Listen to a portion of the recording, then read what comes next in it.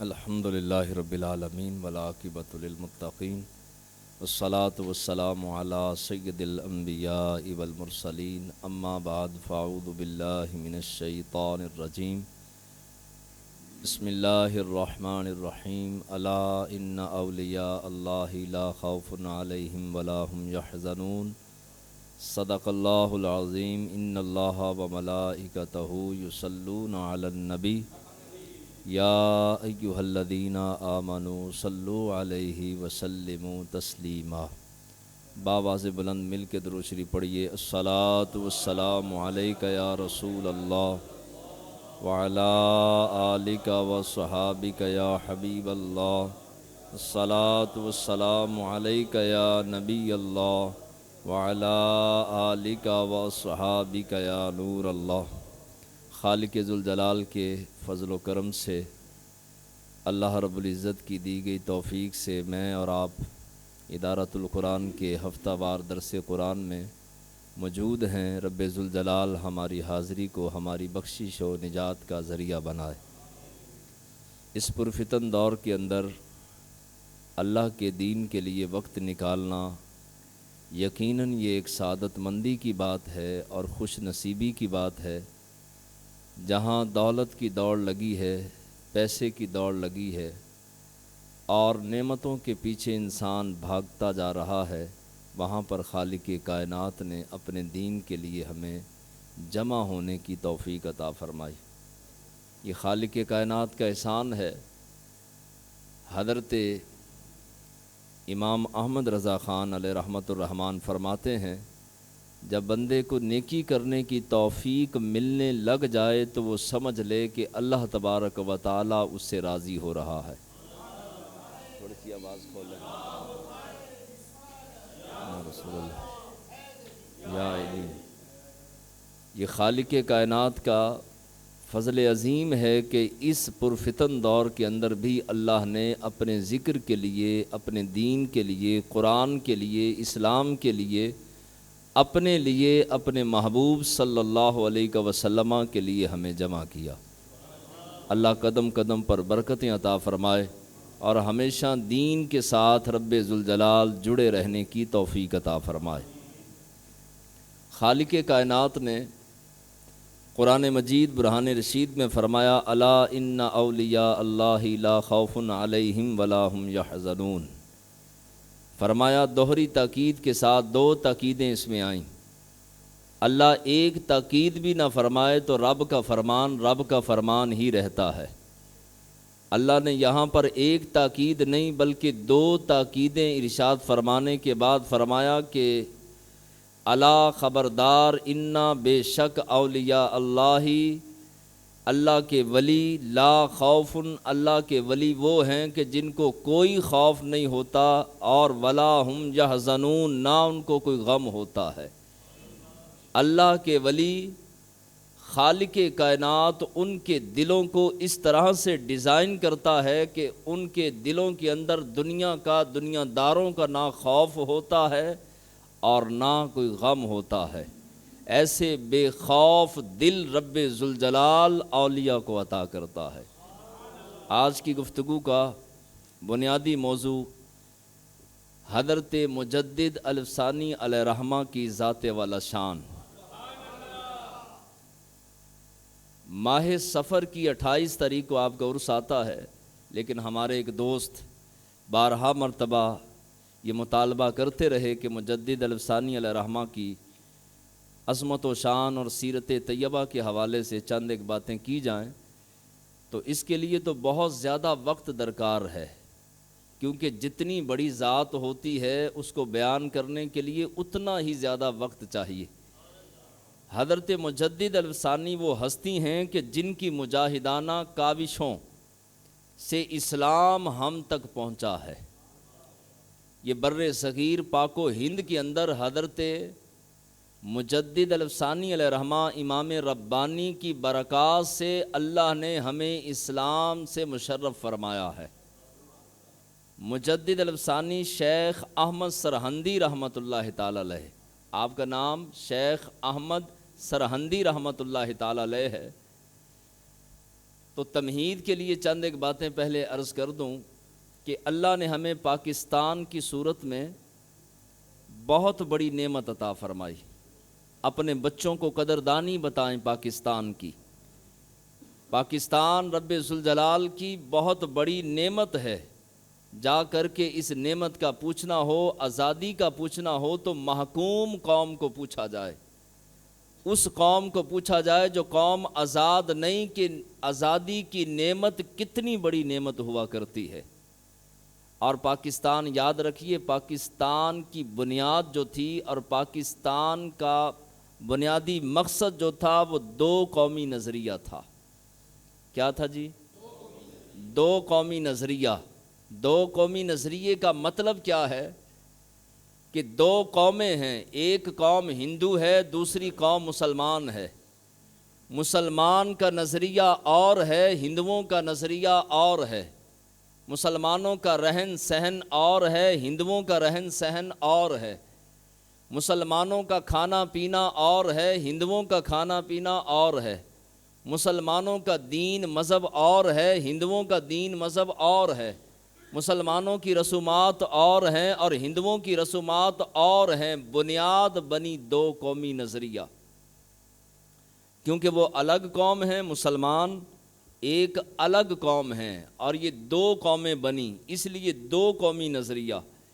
یہ وہ نظریہ ہے کہ جس پر پاکستان بنا تھا. اپنے بچوں کو سکھائیں اور خود بھی سیکھیں کہ پاکستان بننے کے پیچھے وجہ کیا تھی، پاکستان آزاد کیوں کیا گیا، اس کے لیے جو ہے وہ 20 لاکھ مسلمانوں کی قربانی کیوں دی گئی.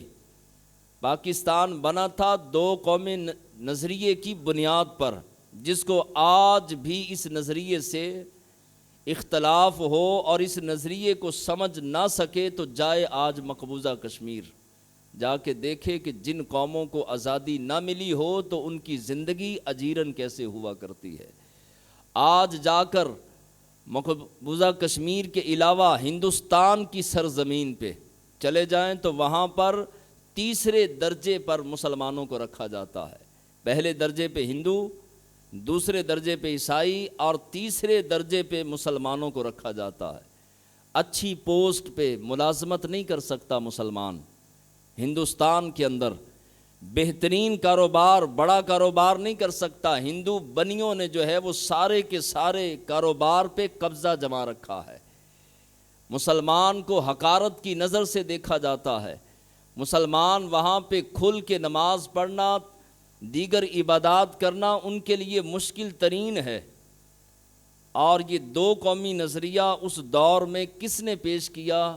ڈاکٹر اقبال نے، حضرت اقبال نے اور قلندر لاہوری نے دو قومی نظریہ پیش کیا. ان سے پہلے نعیم الدین مراد آبادی رحمۃ اللہ تعالی علیہ نے پیش کیا.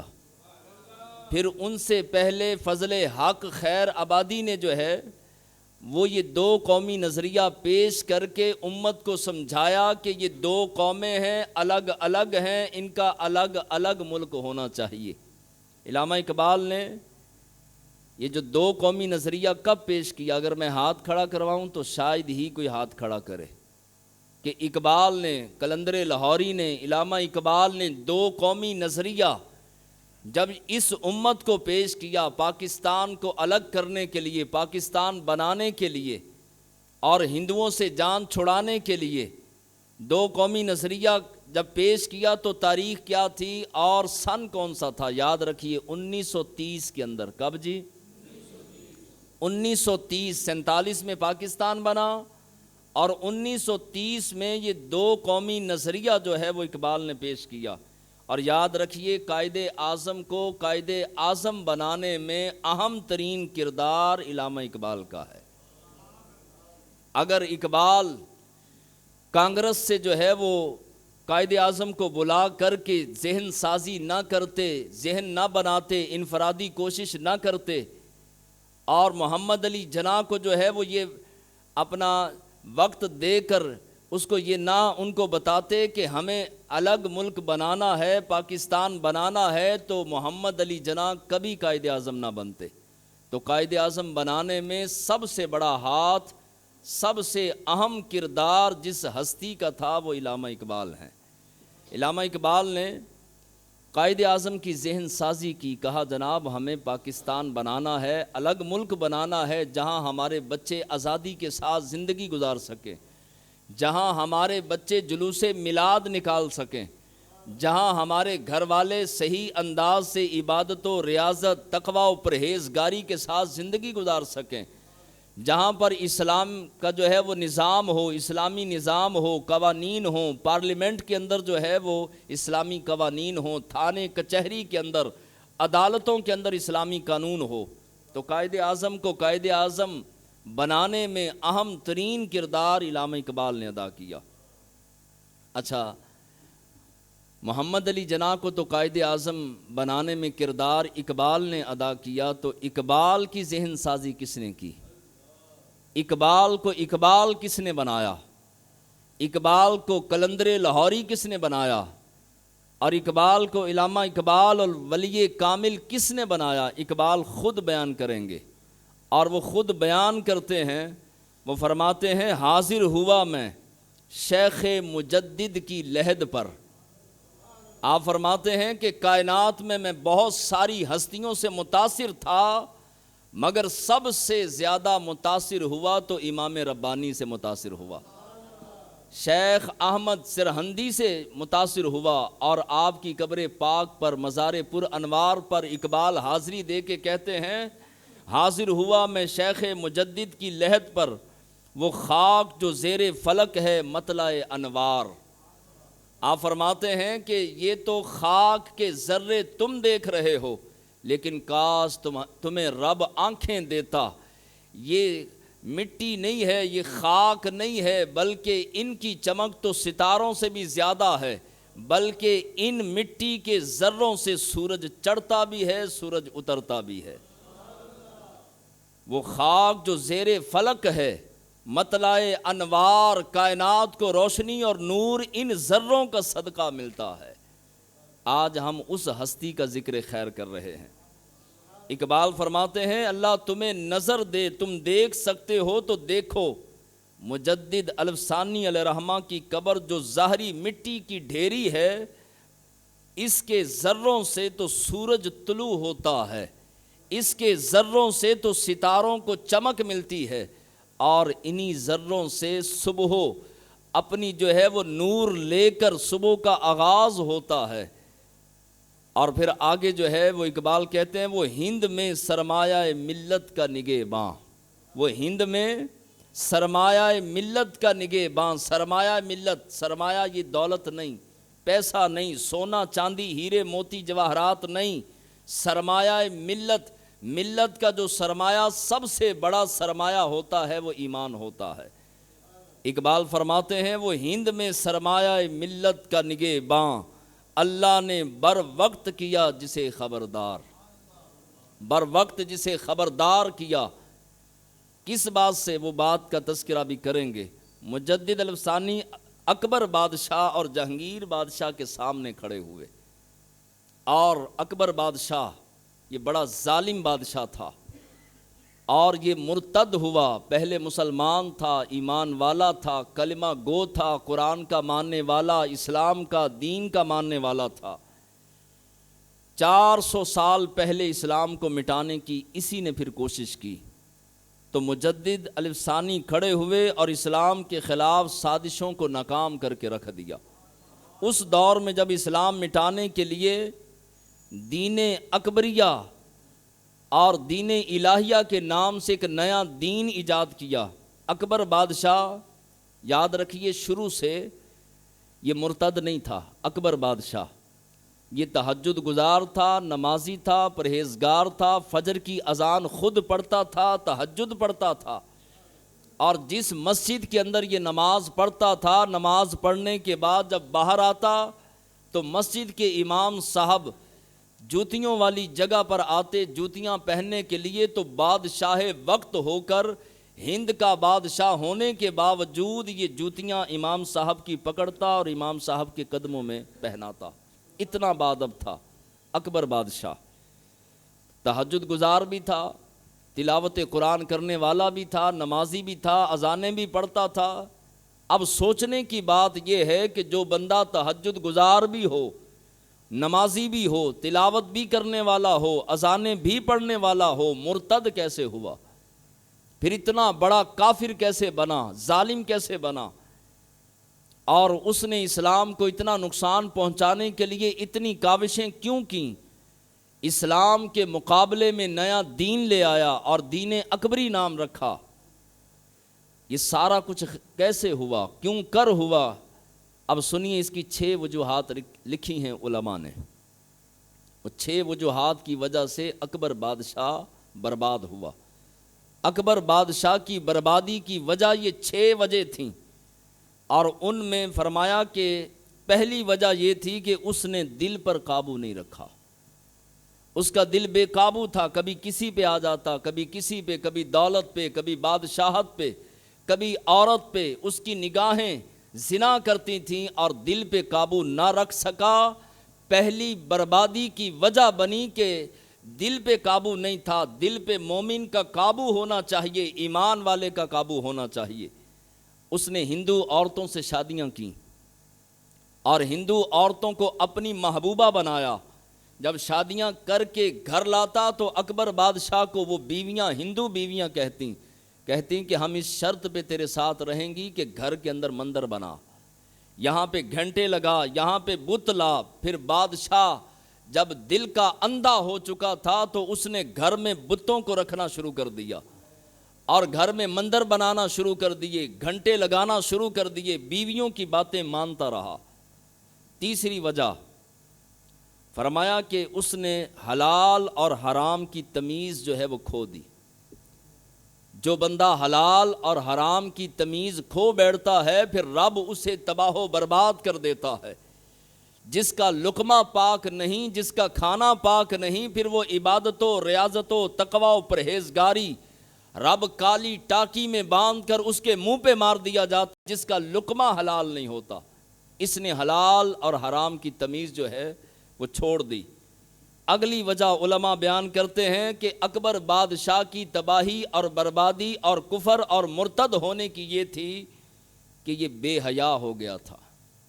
جو قومیں بے حیا ہو جائیں رب کی نظر سے گر جاتی ہیں، مکین گنبد خضرا کی نظر سے گر جاتی ہیں، اور وہ قومیں دنیا کے کسی میدان کے اندر نصرت اور فتح حاصل نہیں کر سکتی جن قوموں کے اندر بے حیائی آ جاتی ہے۔ بے حیا قوم کبھی بھی جو ہے وہ اسلام کا دفاع نہیں کر سکتی۔ بے حیا بندہ کبھی اسلام کے قوانین پر عمل نہیں کر سکتا۔ بے حیا بندے کو کبھی ایمان کی حلاوت نصیب نہیں ہو سکتی۔ بے حیا بندے کو کبھی تہجد کی بہار کے اندر مزہ نہیں آ سکتا۔ بے حیا بندے کو کبھی بھی سجدوں کا نور نہیں مل سکتا۔ بے حیا بندے کی زبان میں تاثیر نہیں آ سکتی۔ بے حیا بندہ راتوں کو اٹھ کے عشق مصطفیٰ اور خوف خدا میں کبھی رو نہیں سکتا، اور اگر یہ روتا بھی تھا، بے حیائی ایک ایسا سمندر ہے ہر چیز کو بہا کے یہ بے حیائی لے جاتی ہے۔ تہجد بھی، نمازیں بھی، عبادتیں بھی، ریاضتیں بھی، سخاوتیں بھی، تقوی بھی، پرہیزگاری بھی، ہر شے کو بہا کے یہ بے حیائی لے جاتی ہے۔ آج ہمارے موبائلوں میں کیا ہے؟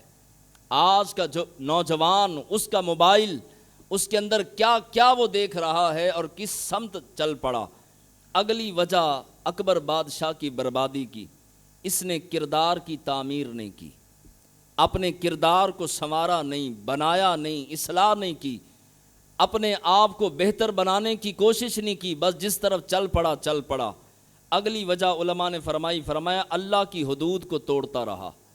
اکبر بادشاہ بہترین مسلمان تھا، بہترین جو ہے وہ نمازی تھا، بہترین مؤذن تھا، بہترین امام تھا، بہترین بادشاہ تھا، لیکن اللہ کی حدوں کو توڑا۔ رب ذوالجلال نے تباہ و برباد کر دیا، مرتد کر دیا، کافر بن گیا، اتنا ظالم بنا کہ ہزاروں مسلمانوں کی گردنیں اڑا دیں۔ آخری وجہ علماء نے فرمائی، بہت ساری وجوہات ہیں جو میرے پاس لکھی ہیں، فرمایا وہ کھرے اور کھوٹے کی تمیز نہیں کر سکتا تھا، اس کو کھرے اور کھوٹے کی تمیز نہیں تھی۔ مومن وہ ہوتا ہے جس کی نگاہ اتنا کام کرے کہ کھرے اور کھوٹے میں فرق کر سکے، کون اپنا ہے کون دشمن ہے۔ اس کا فرق محسوس ہونا چاہیے اور مومن کو پتہ ہونا چاہیے۔ اس نے جو ہے وہ پارسیوں، ہندوؤں، عیسائیوں اور مسلمانوں کی ایک بیٹھک بنائی، ایک ڈیرا بنایا۔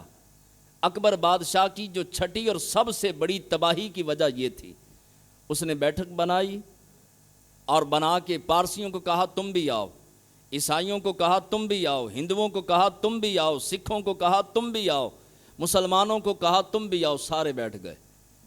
اب تخت لگ گیا، بیٹھک جو ہے وہ سج گئی، بادشاہ تخت پر بیٹھا ہے اور لوگوں کو، پارسیوں کو اور ہندوؤں کو اور سکھوں کو کہتا ہے اپنا اپنا دین بیان کرو، اور یہ سب کو سننے لگا۔ اس نے سب کو سنا، پارسیوں کو بھی سنا، ہندوؤں کو بھی سنا، سکھوں کو بھی سنا، ایک دن نہیں سنا، روزانہ کی بنیاد پہ سننے لگا۔ علماء فرماتے ہیں سب سے بڑی اکبر بادشاہ کی تباہی کی وجہ یہ تھی کہ یہ ہر کسی کو سنتا تھا، اس کے پاس علم نہیں تھا، قرآن کی باریکیاں نہیں جانتا تھا، اسلام کی باریکیاں نہیں جانتا تھا، عالم نہیں تھا، مفتی نہیں تھا، حافظ نہیں تھا، قاری نہیں تھا، اسے پتہ نہیں تھا ایمانیات کسے کہتے ہیں۔ یہ کہتا تھا ہر کسی کو سننا چاہیے۔ میں جی آج بھی کہتے ہیں، میں جی ہر کسی کو سنتا ہوں، وہ فلاں مولوی کو بھی سنتا ہوں، اس کو بھی سنتا ہوں، ہر کسی کی سننی چاہیے، مرضی اپنی کرنی چاہیے۔ اور میاں اکبر بادشاہ جیسا بندہ ہر کسی کی سننے کی وجہ سے تباہ ہو گیا، مرتد ہوا، تہجد گزار کافر بن گیا۔ ہر کسی کی سننے والا بندہ اس طرح سے تباہ و برباد ہو جاتا ہے۔ اب کیوں تباہ و برباد ہوتا ہے کہ کھرے کھوٹے کی پہچان نہیں ہوتی۔ میرے پاس اگر کوئی آرٹیفیشل زیور لے آئے اور لا کے مجھے کہے کہ حضرت یہ آپ جو ہے وہ لے لیں، یہ سونے کا ہے، عین ممکن ہے کہ میں پہچان نہ کر سکوں، کیونکہ میں ماہر نہیں، مجھے پتہ نہیں کہ پتل اور سونے کے اندر جو ہے وہ باریکیاں کیا ہیں اور کس طرح سے پہچان کرتے ہیں۔ اب وہی زیور اگر کوئی سنیارے کے پاس لے جائے اور سنار کو کہے کہ جناب یہ 5 تولے زیور ہے پتل کا، لیکن اسے نہ بتائے، کہے کہ یہ سونے کا ہے، یہ خرید لو، وہ خرید لے گا؟ سنار تو اس کے ہاتھ میں پکڑے ہوئے زیور کو ہی پہچان لے گا اور کہے گا کہ مجھے بے وقوف بناتا ہے، یہ تو پتل کا ہے، یہ تو آرٹیفیشل ہے، لے جا یہاں سے۔ عام بندہ سونے اور پتل کی پہچان میں مشکل کا سامنا کر سکتا ہے، سنیارا نہیں کر سکتا۔ اسی طرح اس کو اسلام کی باریکیوں کا بادشاہ کو نہیں پتا تھا، ماہر نہیں تھا، نہ قرآن کا ماہر تھا، نہ حدیث کا ماہر تھا، نہ ہی جو ہے وہ فن حدیث جانتا تھا، نہ تفسیر جانتا تھا، نہ قرآن کی شرح جانتا تھا، نہ اس کو فقہی مسائل کا پتہ تھا، پھنس گیا۔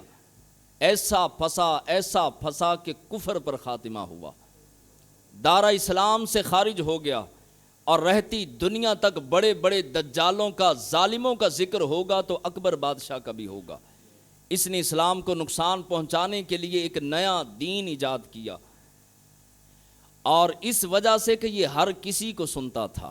آج کا نوجوان سوشل میڈیا پر گمراہی کا سودا خرید رہا ہے، ہر کسی کی نئے سے نیا فتنہ سوشل میڈیا پہ، فیس بک پہ، یوٹیوب پہ اور دیگر جو اپنا جو ہے وہ ذرائع ہیں سوشل میڈیا کے، وہاں پہ نئے سے نئی بات آئے گی، نئے سے نیا فتنہ آئے گا، نئی سے نئی بات آئے گی۔ مسلمان وہ ہے کہ جو اہل حق کے علاوہ کسی کو نہ سنے، جو سنے گا تباہ ہو جائے گا، برباد ہو جائے گا، اس کا نصیبہ سڑ جائے گا اور اس کا مقدر گمراہی بن جائے گا۔ جو سوشل میڈیا پر یا ویسے ہر کسی کو سننے والا بن جائے۔ ہمیشہ سننا ہے تو غوث پاک کے ماننے والوں کو سننا ہے، سننا ہے تو داتا علی حجویری کے گن گانے والوں کو سننا ہے، سننا ہے تو امام ربانی کے ماننے والوں کو سننا ہے، سننا ہے تو یا رسول اللہ کی صدائیں بلند کرنے والوں کو سننا ہے، سننا ہے تو صدیق اکبر کی صداقت کا اعلان کرنے والوں کو سننا ہے، سننا ہے تو فاروق اعظم کے عدل و انصاف کے پرچم کو بلند کرنے والوں کو سننا ہے، سننا ہے تو حیدر کرار عثمان غنی سے محبت کرنے والوں کو سننا ہے، سننا ہے تو حسن و حسین سے پیار کرنے والوں کو سننا ہے۔ ایرے غیرے نتھو خیرے کو سوشل میڈیا پہ سنیں گے، علماء فرماتے ہیں پھر تیرا نصیب گمراہی بن جائے گا۔ ہر کسی کو نہیں سننا، کیونکہ ہر بندہ تو نہیں جانتا، ہر انسان جو ہے وہ احادیث کو نہیں جانتا، قرآن مجید کی باریکیوں کو نہیں جانتا، ایمانیات کو نہیں جانتا، عقائد کو نہیں جانتا، وہ پھنس جائے گا، کہیں نہ کہیں جا کر اس کی کنڈی اڑ جائے گی، اور پھر گمراہی اور اپنا جو ہے وہ تباہی اس کا نصیب اور مقدر بن جائے گی۔ لہٰذا کبھی بھی اس دور کے اندر یہ نصیحت ہے ہمارے بزرگوں کی، یہ نصیحت ہے امام ربانی کی، اور یہ نصیحت ہے اعلیٰ حضرت امام احمد رضا خان کی، یہ نصیحت ہے امام مالک کی، یہ نصیحت ہے غوث جلی کی۔ فرمایا کہ اپنے صحیح العقیدہ علماء حق کے علاوہ کسی کو نہ سننا، اور علماء کے لیے اپنا علماء کے علاوہ عوام پر یہ حرام ہے کہ وہ کسی غیر کی ایسے بندے کی تقریر سنیں جو بندہ عقیدہ اہل سنت نہ رکھتا ہو، عقیدہ بگڑا ہوا ہے، اور وہ فتنہ باز ہے، تشدد پسند ہے، اور علماء پہ بھونکتا ہے، اولیاء پہ بھونکتا ہے، اور غوث کتب ابدال قلندر اور بزرگان دین کی بے ادبی کرتا ہے۔ ایسے شخص کو سننا بھی حرام، ایسی کتابیں پڑھنا بھی حرام۔ اکبر بادشاہ کے ساتھ بھی یہی ہوا تھا، وہ کہتا تھا ہر کسی کی سننی چاہیے، مرضی اپنی کرو، سنو ہر کسی کی۔ اس نے دربار میں کچھ ایسے وزیر اور مشیر بٹھائے ہوئے تھے جنہوں نے کہا کہ بادشاہ سلامت، کسی بھی دین کو جب 1000 سال بیت جائے وہ اسلام، وہ دین پرانا ہو جاتا ہے، اس کو پھر جو ہے وہ نئے طریقے سے اور نئے انداز کے ساتھ جو ہے وہ دوبارہ سے ایجاد کرنا پڑتا ہے۔ لہٰذا اسلام کو 1000 سال ہو گیا۔ یہ 11ویں صدی کی میں بات کر رہا ہوں، 11ویں صدی کا آغاز تھا۔ اب کون سی صدی ہے جی؟ 15ویں صدی، 1445 ہجری یہ چل رہا ہے۔ 11ویں ہجری کا آغاز تھا جب یہ بادشاہ اکبر بادشاہ گمراہ ہوا، تباہ ہوا، برباد ہوا۔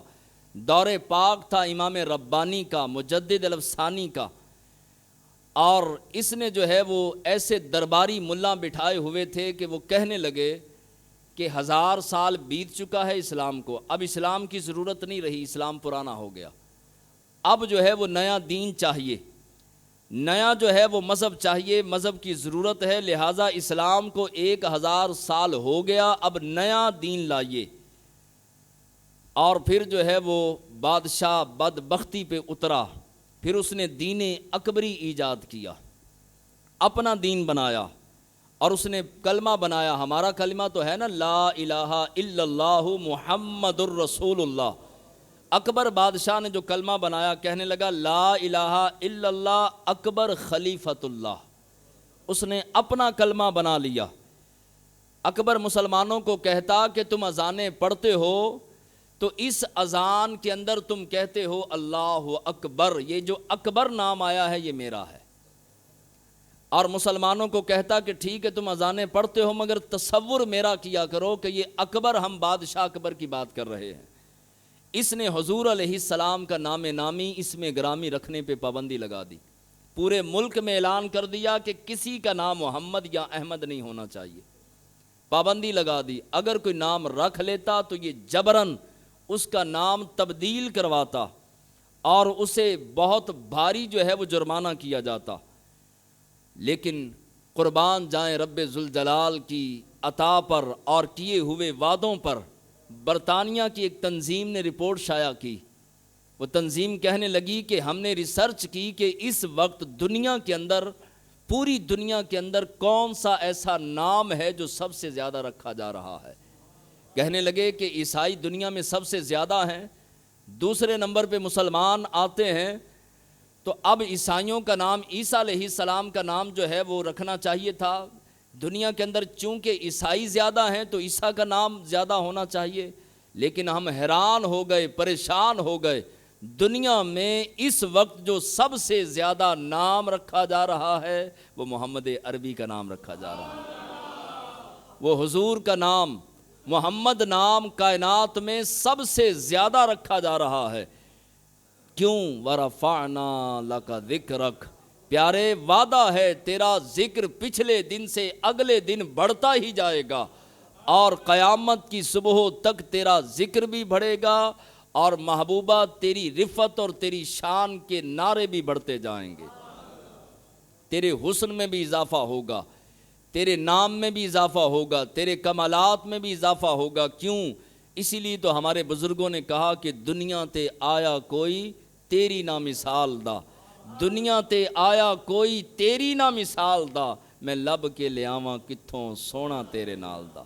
کائنات میں سارے حسن والوں کو اکٹھا کر لیا جائے، حضور کے نالے پاک کے ساتھ لگی ہوئی مٹی کے ایک ذرے کا بھی مقابلہ کائنات کا سارا حسن بھی نہیں کر سکتا۔ اکبر بادشاہ نے دین اسلام کے مقابلے میں دین اکبری ایجاد کیا۔ جو چیزیں حرام تھی اس نے کہا کہ یہ حلال ہے، اور جو حلال تھیں کہنے لگا یہ حرام ہے۔ اس نے کہا کہ کتا نجس نہیں، پلید نہیں ہے، کتا پاک ہے۔ جب خدا دین لیتا ہے تو عقل بھی چھین لیتا ہے۔ کہنے لگا کہ کتا ناپاک بھی نہیں، حرام بھی نہیں، کتا کھا بھی سکتے ہیں اور کتے کو ساتھ بٹھا بھی سکتے ہیں، اور کتا پلید نہیں ہے، بلکہ کہنے لگا کہ میں تو اپنی صبح کا آغاز کتے کی زیارت سے کرتا ہوں، کتے کی زیارت کرتا ہوں پھر صبح کا آغاز کرتا ہوں۔ دوسرا قانون بنایا اس نے، کہنے لگا کہ میاں بیوی آپس میں جب خاص ملاقات کرتے ہیں تو غسل جنابت فرض نہیں ہے، اگر کوئی غسل کرے تو ٹھیک، نہ کرے تو کوئی مسئلہ نہیں۔ پھر اس نے اگلا قانون بنایا، کہنے لگا کہ مسجدوں کے اندر جو ہے وہ مورتیاں رکھی جائیں گی، ممبر کے اوپر جو ہے وہ اس نے بت رکھے۔ بہت ساری مساجد کو اس نے شہید کیا اور مندر تعمیر کروائے۔ پھر اس نے گائے ذبح کرنے پر پابندی لگا دی، پانچواں داڑھی رکھنے پر پابندی لگا دی۔ کہا کہ کوئی بھی ملک کے اندر، میرے ملک کے اندر داڑھی نہیں رکھے گا۔ بادشاہ تھا، ابتدائی 5 سال اس نے بہترین مسلمان ہونے کا کردار ادا کیا۔ جو میں نے 6 چیزیں بتائیں، اگر آج بھی کسی مسلمان کے اندر ہے تو جلدی کرے، توبہ کرے۔ وہ 6 چیزوں نے اس کو برباد کیا تھا، تباہ کیا تھا۔ اس نے کہا کہ داڑھی والا بندہ مجھے نظر نہ آئے۔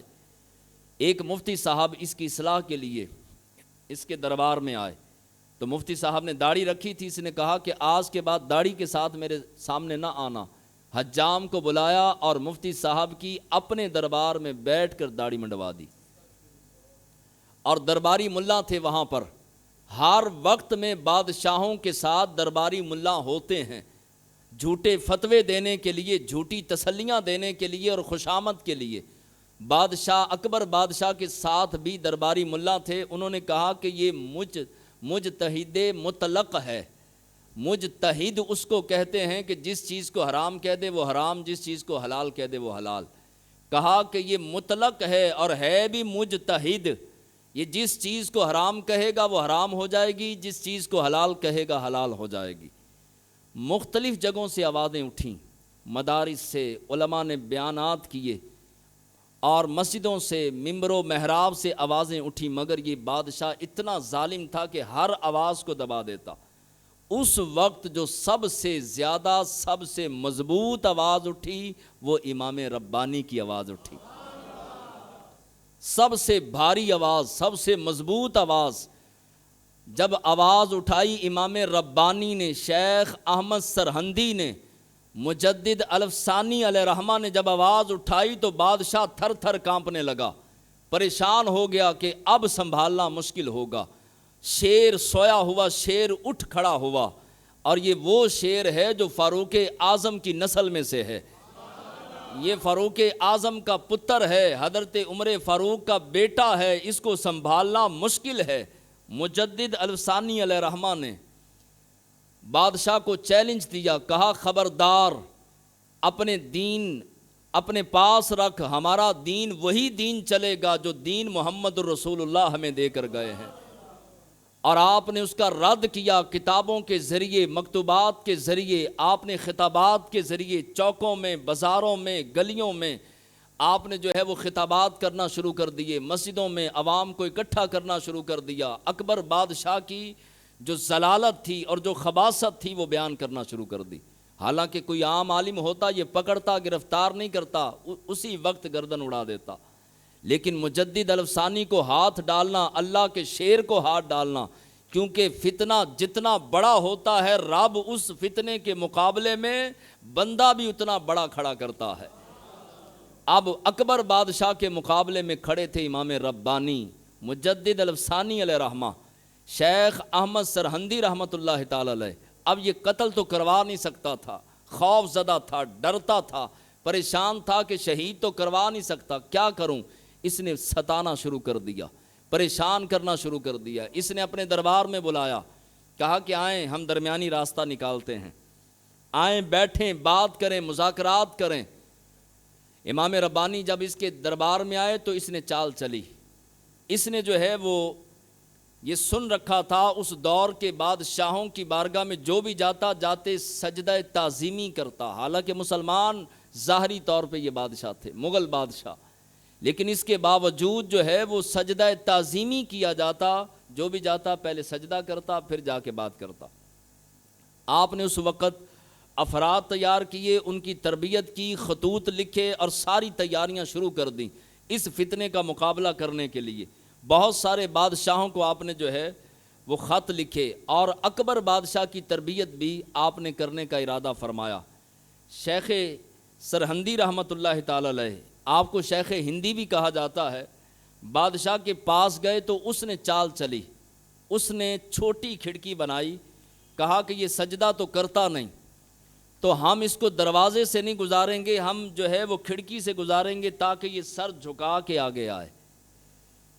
اب جو ہے وہ اس کو پتہ نہیں تھا کہ میرے مقابلے میں امام ربانی ہیں، میرے مقابلے میں فاروق اعظم کا خون ہے، کوئی عام عالم، عام محدث نہیں، بلکہ وہ ہیں جن کو امام ربانی کہا جاتا ہے اور جن کو مجدد الفسانی کہا جاتا ہے۔ اب جو ہے وہ آئے تو امام ربانی نے فرمایا دروازے کی طرف سے چلتے ہیں، کہا نہیں جناب، بادشاہ کا آرڈر ہے، بادشاہ کا حکم ہے کہ آپ اس کھڑکی سے گزریں گے۔ آپ کا قد مبارک بھی اونچا تھا، آپ چوڑے بھی تھے، جوان بھی تھے، گھنی داڑھی تھی، باروب تھے۔ آپ نے فرمایا اچھا میں تیری چال سمجھ گیا۔ آپ علیہ رحمہ نے سب سے پہلے، سامنے بادشاہ کا جو ہے وہ تخت سجا ہے، امام ربانی نے سب سے پہلے پاؤں داخل کیے اور اس کے بعد سر داخل کیا۔ بادشاہ کا دماغ خراب ہوا اور سر پھٹنے لگا، کہنے لگا کہ مجھے پاؤں دکھائے، میں نے تو کہا تھا کہ سر جھکا کے آئے گا، اس نے سر پھر بھی اٹھائے رکھا۔ اب اس نے جو ہے وہ بادشاہ بگڑا، اور بگڑ کے اس نے جو ہے وہ قلعہ گوالیار میں آپ کو قید کروا دیا۔ اب قلعے کے اندر جو ہے وہ بند کر دیا گیا۔ قلعے کے اندر 700 کافر تھے، کم و بیش 700 کافر تھے جو قیدی تھے۔ امام ربانی کا چہرہ دیکھتے گئے، کلمہ پڑھتے گئے۔ اب امام ربانی جیل کے اندر ہیں اور جیل کے اندر دین کی خدمات کر رہے ہیں، مکتوبات مختلف بادشاہوں کو، مختلف علماء کو، محدثین کو، مفسرین کو لکھ رہے ہیں، اور جہانگیر اپنا جو اکبر بادشاہ تھا اس کی فوج کے بندوں کو جو ہے وہ مکتوبات لکھ رہے ہیں کہ اکبر بادشاہ دین اسلام کے اندر بگاڑ پیدا کر رہا ہے۔ آپ دین اسلام کی تبلیغ کا کام قلعہ گوالیار کے اندر بیٹھ کر رہے تھے، اور کتنے حسین انداز میں کہ صرف چہرہ دیکھا امام ربانی کا، کافروں نے تو کلمہ پڑھ لیا۔ آپ نے ادھر ادھر سے قرآن شروع کر دیا، ادھر ادھر سے حدیث ہو رہا ہے، خانقاہ سج گئی، پیر خانہ سج گیا۔ امام ربانی کے کوئی پاؤں دبا رہا ہے، کوئی سبق پڑھ رہا ہے، کوئی قرآن کی تلاوت کر رہا ہے، نمازیں وہاں شروع ہو گئیں، اذانیں وہاں شروع ہو گئیں۔ آپ نے فرمایا فقیر فقیر ہوتا ہے، جیل میں بھی آئے تو جیل میں بھی رونقیں لگا لیتا ہے۔ اب جو ہے وہ دنیا امام ربانی کے پیچھے چلنا شروع ہو گئی، شور مچ گیا، اور یہ جو ہے وہ بادشاہ اکبر بادشاہ پریشانی کے ساتھ جو ہے وہ دن رات گزارنے لگا کہ میرے ہاتھ سے لوگ نکلتے جا رہے ہیں۔ امام ربانی کے پیچھے چلنا شروع ہو گئے، اور مکتوبات نے جو ہے وہ کوہرام مچا دیا، جو آپ نے خط لکھے تھے وہ خطوں نے کوہرام مچا دیا۔ بہت سارے فوجی آپ کے مرید بن گئے، بہت سارے بڑے بڑے چودھری، اس وقت کے بڑے بڑے جاگیردار آپ کے مرید بن گئے۔ اب کیا کروں؟ اسی سوچ کے اندر اکبر بادشاہ مر گیا، کفر پر مرا، مرتد ہو کے مرا، بے ایمان ہو کے مرا۔ اب باری آئی اس کی جہانگیر بادشاہ کی۔ جہانگیر بادشاہ کا دور آیا تو اس نے بھی آپ کو گرفتار کر لیا۔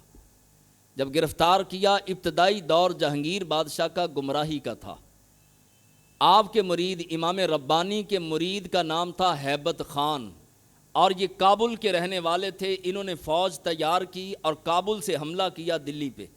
دہلی جس کو کہا جاتا ہے، عام زبان میں ہم دلی کہہ دیتے ہیں، دہلی پہ حملہ کیا ہیبت خان نے۔ اب بڑی مضبوط فوج لے کر آیا۔ امام ربانی کا مرید تھا، بڑا دلیر تھا، ایمان والا تھا، عاشق رسول تھا، حضور کا غلام تھا، امام ربانی کا مرید تھا۔ بڑی جو ہے وہ طاقت کے ساتھ، جرت کے ساتھ جب حملہ دہلی پہ کیا ہیبت خان نے، تو جہانگیر ہار گیا، ہیبت خان جیت گیا۔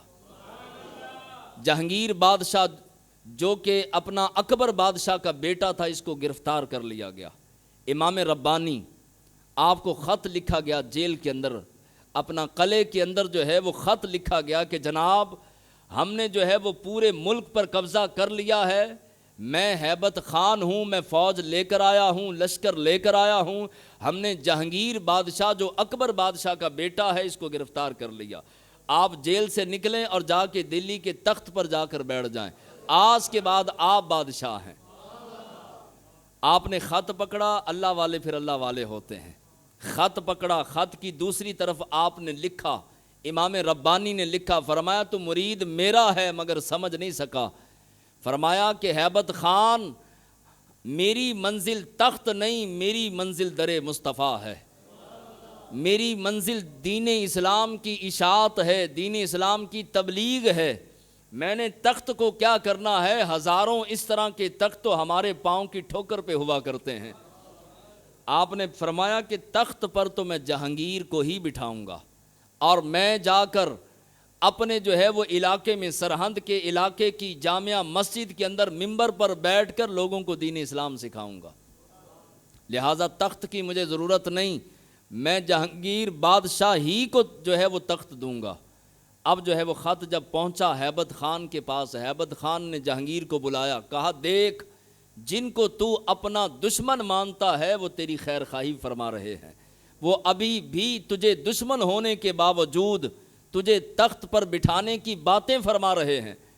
اب جہانگیر نے جب یہ سنا تو زارو کتار رونے لگا، پھوٹ پھوٹ کے رونے لگا، دل کی دنیا بدل گئی، اور جتنے زنگ تھے دل پر لگے ہوئے سارے ختم ہو گئے، پھوٹ پھوٹ کے رویا۔ ہیبت خان نے جہانگیر کا بازو پکڑا اور امام ربانی کی بارگاہ میں پیش کر دیا۔ آ کر اس نے توبہ کی، توبہ کر کے اس نے جو ہے وہ بیعت کی، مرید ہوا امام ربانی کا یہ بادشاہ۔ امام ربانی نے دوبارہ سے اس کا بازو پکڑا اور تخت پہ بٹھا دیا، فرمایا ہندوستان کا جو بادشاہ ہے وہ تو ہی ہوگا۔ اور پھر اس نے اپنے باپ کی ساری رسومات اور دین اکبری کو ختم کیا، اور سب سے پہلے جو ہے وہ جہانگیر بادشاہ نے گائے کو اپنے ہاتھ سے ذبح کیا۔ مسجدوں کے اندر جو مورتیاں، جو بت رکھے تھے وہ اٹھائے، مندر جو ہے وہ ختم کیے، مساجد کو تعمیر کیا۔ حکومت اور بادشاہت ظاہری طور پہ جہانگیر کی تھی، حقیقتاً حکم چلتا امام ربانی کا تھا، اصل بادشاہ امام ربانی تھے۔ اسی لیے تو شاعر کہتا ہے کہ نہ تاج و تخت میں نہ لشکر و سپاہ میں ہے، نہ تاج و تخت میں نہ لشکر و سپاہ میں ہے، جو بات مرد کلندر کی بارگاہ میں ہے۔ مرد کلندر کی بارگاہ میں کوئی جھولی پھیلا کر آ جائے، پھر رب ذوالجلال اس کو خالی نہیں لوٹاتا، دامن بھر دیتا ہے۔ اب پھر اتنا بڑا یہ نیک انسان جہانگیر بادشاہ بنا۔ ایک دن امام ربانی موج میں تھے، اللہ والے جب موج میں ہوں تو مانگنا چاہیے، مانگ لینا چاہیے۔ موج میں تھے، ہاتھ جوڑ کے کہنے لگا حضور حکم تو آپ ہی کا ملک میں چلتا ہے، مجھ پر بھی اور ملک پر بھی حکم آپ کا چلتا ہے، آخرت کا کیا بنے گا، میدان معاشر میں کیا کروں گا؟ باپ اتنا بڑا ظالم، میں نے بھی بہت ظلم کیے، بہت گناہ کیے، آخرت میں میرا بنے گا کیا؟ آپ نے فرمایا کہ آج کل کے دعوے نہیں کیے، آج کل کا 2 ٹکے کا پیر ہوتا ہے اور وہ بڑے بڑے دعوے کر رہا ہوتا ہے، اپنا پتہ نہیں کہ جائے گا جہنم میں یا جنت میں، دعوے اتنے بڑے بڑے۔ امام ربانی کی عاجزی دیکھیے، فرمایا اللہ اگر ہم سے بھلائی کرے گا تو ہم تجھے جنت میں ساتھ لے کے جائیں گے۔ اللہ قیامت کے دن اگر اللہ نے مجھ پر کرم کیا، مجھ پر فضل کیا اور مجھے بخش دیا تو میں تیرا بازو پکڑ کے جنت میں ساتھ لے کے جاؤں گا۔ یہ امام ربانی ہیں، اسلام کے خلاف اٹھنے والا کائنات کا 400 سال پہلے کا سب سے بڑا فتنہ، ان 500 سالوں میں سب سے بڑا فتنہ، اس کو مٹانے کے لیے اللہ نے کھڑا کیا تو امام ربانی کو کھڑا کیا۔ ایک گروہ جو اولیاء کا منکر ہے، اللہ والوں کو نہیں مانتا، مزاروں پہ نہیں جاتا، درباروں پہ نہیں جاتا، لیکن امام ربانی کے دربار پہ چلا گیا۔ اب گیا تو ان کے بڑے بڑے جو گرو تھے وہ سارے اندر چلے گئے۔ عبد الماجد نامی دریابادی، یہ اپنا جو ہے وہ دوسرے گروہ کا بہت بڑا مولوی ہے، یہ باہر ایک تھڑے پہ بیٹھ گیا اور کتاب پڑھنے لگا، کہنے لگا جی میں نے اندر نہیں جانا، آپ لوگ جائیے، میں یہاں پر بیٹھ کر کتاب کا مطالعہ کرتا ہوں۔ اس نے کتاب کھولی اور بڑے فیشن کے ساتھ، ایکشن کے ساتھ کتاب پڑھنے لگا۔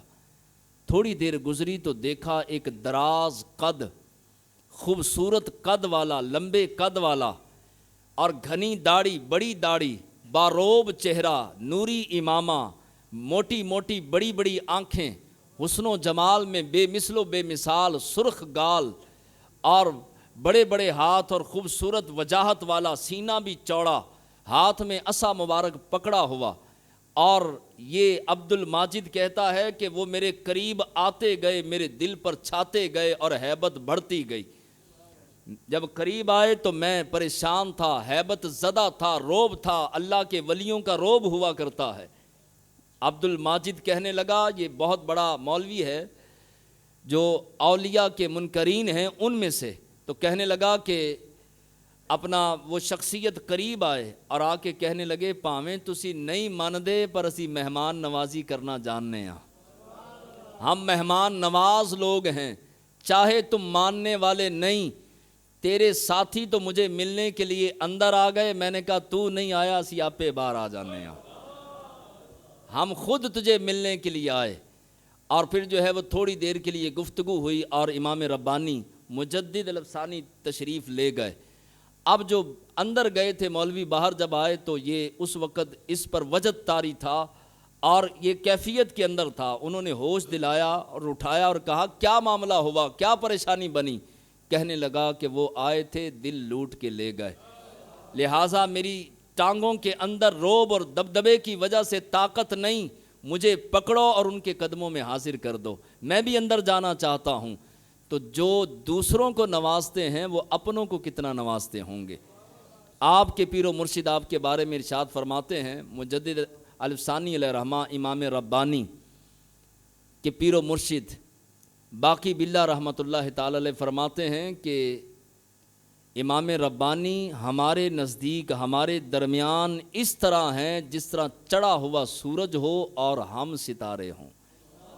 کائنات میں آپ نے یہ تو دیکھا ہوگا کہ مرید پیر و مرشد کی تعریف کرتے ہیں، ہر مرید اپنے پیر و مرشد کی تعریف کرتا ہے، شان بیان کرتا ہے، مقام بیان کرتا ہے اور کرامتیں بیان کرتا ہے، لیکن امام ربانی کے پیر و مرشد پیر ہونے کے باوجود، شیخ ہونے کے باوجود، مرشد ہونے کے باوجود فرماتے ہیں کہ امام ربانی میرا مرید ہے لیکن وہ چڑھا ہوا سورج ہے، ہم اس کے سامنے ستارے ہیں۔ اتنی بڑی ذات، اور امام ربانی نے یہ سبق آنے والی امت کو دے دیا، فرمایا کہ ہمیشہ حق کے ساتھ کھڑے ہونا، سینہ چوڑا کر کے اسلام کے دامن میں جو ہے وہ پناہ لے کے رہنا، ورنہ گمراہ ہو جاؤ گے، رسوا ہو جاؤ گے۔ اور امام ربانی علیہ رحمہ نے مکتوبات شریف کے اندر لکھا، فرمایا جو بندہ نظروں کی پاکیزگی کرنا نہیں جانتا، ان قریب رب اس سے اس کا دین چھین لے گا، اس سے دین واپس لے لیا جائے گا، اور اس کا جو ہے وہ خاتمہ کفر پر ہونے کا اندیشہ ہے جو ہر بندے کی بات سن لیتا ہے۔ آج کے بعد درس قرآن کی برکت سے ارادہ کیجئے کہ نظروں کی پاکیزگی اور شرم و حیا اپنے اندر پیدا کرنے کی کوشش کریں گے، اور ساتھ ہر کسی کی بات نہیں سننی، سننی ہے تو اہل حق کی سننی ہے، علماء حق کی سننی ہے، اور ان کی سننی ہے جو صدیق اکبر سے لے کر اعلیٰ حضرت امام احمد رضا خان تک سب کے ماننے والے ہیں۔ کبھی بھی جو ہے وہ غیر ماننے والوں کی بات نہیں سننی، ہمیشہ ماننے والوں کی بات سننی ہے۔ خالق کائنات ہمیں عمل کرنے کی توفیق عطا فرمائے۔ طبیعت ناساز تھی لیکن اس کے باوجود میں نے مجدد صاحب کی بارگاہ میں عرض کیا حضور طاقت نہیں ہے، آپ غیروں کو آ کے باہر مل سکتے ہیں تو ہمیں بیان کی ہمت بھی دے سکتے ہیں۔